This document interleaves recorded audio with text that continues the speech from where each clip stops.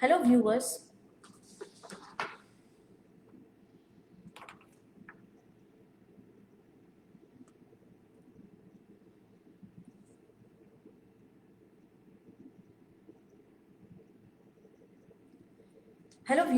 Welcome to our Facebook live session. Today we have with us our expert, Dr. Girish Nair, consultant neurologist at Apollo Hospitals, Navi, Mumbai. Today we'll be discussing on heat stroke. Welcome to our live session, Doctor. Hello. Doctor, we'll start with our first question. What is heat stroke? Can you explain? Well, heat stroke is the name given to a condition that affects the temperature regulation system of the body. Normally, our body temperature, especially what we call the core temperature, is maintained within a fairly narrow range, which is conducive to the normal functioning of various organ systems and metabolic activities. And when the body temperature, especially the core temperature, is persistently elevated above 104 degrees Fahrenheit, it qualifies for the definition of a heat stroke. What are the early signs of heat stroke? Well, very good question, because a lot of the time heat stroke is not abrupt. There is a whole continuum. There is a phase called heat exhaustion, which often precedes heat stroke. There could be situations where a person who's completely normal can suddenly transient into heat stroke.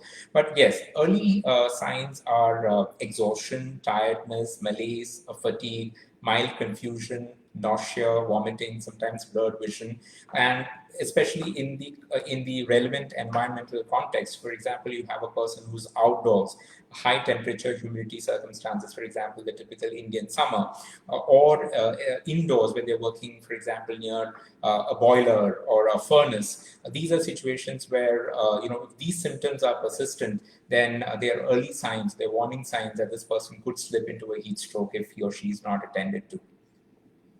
What is a mild heat stroke? Well, it's what we call heat exhaustion that I just told you about, a part of the continuum before heat stroke by definition, with a persistent, unrelenting elevation of body temperature, core temperature above 104 degrees Fahrenheit occurs. You have this whole set of symptoms characterized by malaise, fatigue, tiredness, exhaustion, sometimes cramps, nausea, vomiting, visual blurring, a little bit of confusion. So that would be mild heat stroke. Because when you look at what happens when heat stroke by definition is established, the symptoms are much more severe. So you could, for example, get confusion, hallucination, disorientation, epileptic events, loss of consciousness, coma. You can get difficulty with breathing, sometimes problem with the heart rhythm. You can have problems with kidney function. So all of these would be part of established heat stroke. Exhaustion and confusion, tiredness, drowsiness. That would be the milder component, or the heat exhaustion that precedes heat stroke.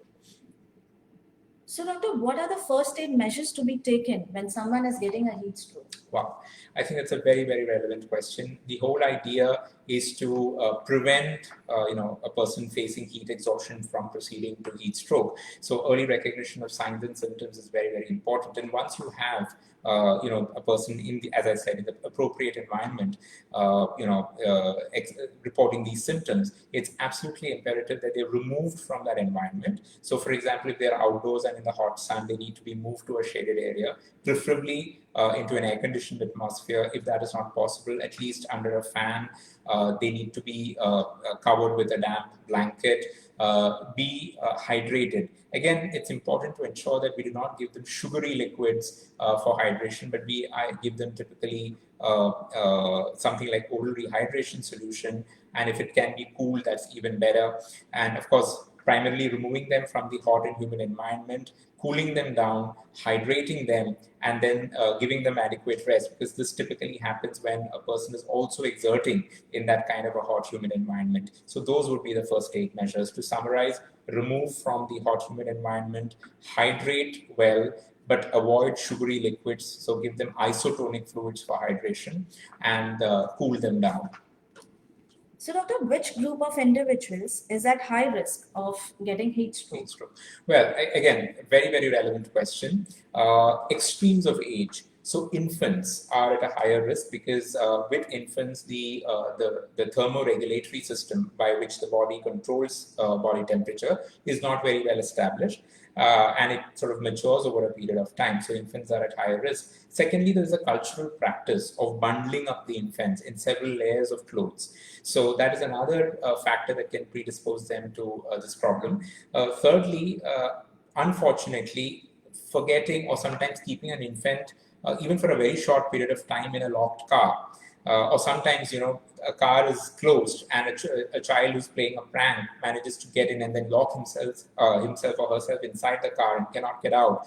That is another situation in which heat stroke can affect the very young. And as I said, extremes of age. So the elderly are also prone. Again, because the elderly may suffer from impaired ambulation, so therefore their ability to move and therefore remove themselves from a hot, humid environment where they are faced with this possible risk is affected. Also, the elderly who are suffering organ dysfunction, either kidney damage or heart problems or liver failure, or who have dementia, who are slightly not able to kind of take cognizance of their environment and act upon it, they're at higher risk. Often, the elderly with organ dysfunction are on medications which can affect the ability of the temperature regulatory systems of the body to address this problem. Then, of course, we have the young athletes who are by choice exerting in a hot, humid environment, and they can push themselves to a point where the ability of the system to overcome the thermoregulatory challenges is overwhelmed. So to summarize, we have the extremes of age, we have the infants, we have the elderly, we have people who are on certain medications. Certain psychiatric medications are particularly known to affect the ability of the body to control temperature, especially those that block the effect of a particular chemical called acetylcholine, which is the chemical, the neurochemical that mediates the act of sweating. So that's the group of susceptible individuals, as it were. So, doctor, what are the situations where heat stroke is commonly seen?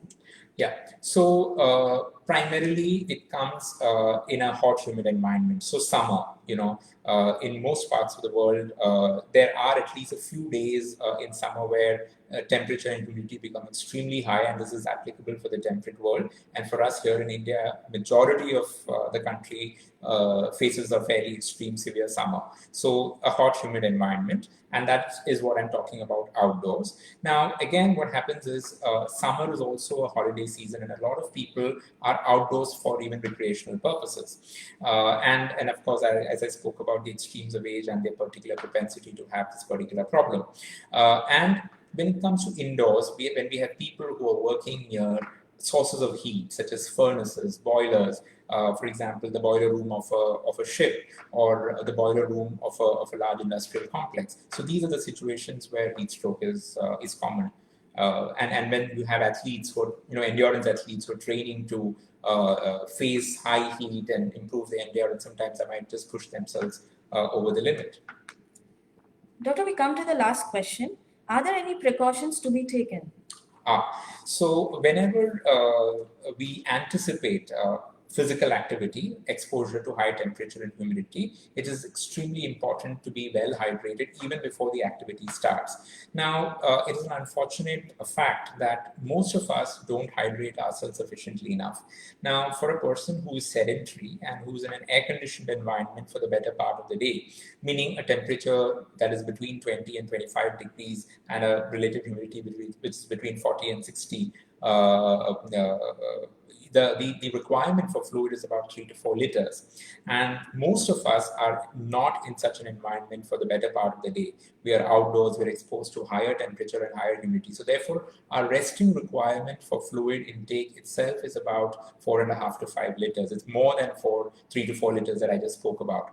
And plus, if you're planning to expose yourself, for example, you want to train and improve your endurance in a hot, humid environment, then you should be hydrating yourself very, very much more. So we start with adequate hydration, and during the period of exercise as well, we continuously maintain hydration at least about 500 to 750 ml for every half an hour of activity in that hot, humid environment. So adequate hydration is one thing. If the temperature is outside is above 40 degrees and the relative humidity is above 70, then we are almost setting up for a very high risk situation with respect to heat stroke. So it would not be a wise idea to try to continue exerting in such an environment. So keep it for a little later. And if there are any of the warning signs and symptoms that we just discussed in the form of exhaustion, confusion, tiredness, body aches, etc., it's very important to stop exerting immediately and get out into an environment where a cooling is possible. So I would also like to kind of close with a quick thing about what the treatment is all about and what are the kind of complications that can happen because of heat stroke. So when heat stroke happens, there are primarily three organs that bear the brunt of what happens because of impaired thermoregulation. The brain is extremely susceptible, and as you must have realized that the prodromal symptoms or heat exhaustion as well as heat stroke are defined by predominantly neurological symptoms. So heat exhaustion, there is malaise, fatigue, confusion, nausea, vomiting. And with heat stroke, there are seizures, coma, altered sensorium. So the brain is extremely susceptible. The other organ that takes a major brunt is the kidneys, because when the temperature goes up, the muscle tissue degenerates, and this releases a pigment called myoglobin into the blood, and this is a direct toxin to the kidney, and the kidneys can fold up. And once the kidneys fold up, there are fluctuations in the blood levels of electrolytes like sodium, potassium, calcium, magnesium, etc. And connected to this, you have malfunctioning of the heart, a term that we call arrhythmia, where the heart's rate, rhythm, and function could be compromised. And this could result into a person blacking out, losing consciousness, suffering cardiac arrest, having difficulty with breathing, etc. So the treatment is basically in hospital to quickly cool the patient down. And this cooling is achieved either by icing, continuous sponging, spraying, and sometimes by infusion of cold saline. Sometimes when this is started, the person begins to shiver. And this is a kind of a reflex mechanism, and this can mitigate the cooling effect that we're trying to achieve, in which case we might have to use certain medications like benzodiazepines to control and damp the shivering so that the cooling can proceed quickly. And heat stroke, if untreated, can result in permanent neurological disability. So it's very, very important to prevent, to identify early, and to treat very aggressively if you're faced with a heat stroke situation. Thank you, Doctor, for joining this session. Dear viewers, if you have any question related to this topic, please drop your questions in the comment box and we'll address it to Dr. Girish Nair. Thank you. Thank you very much.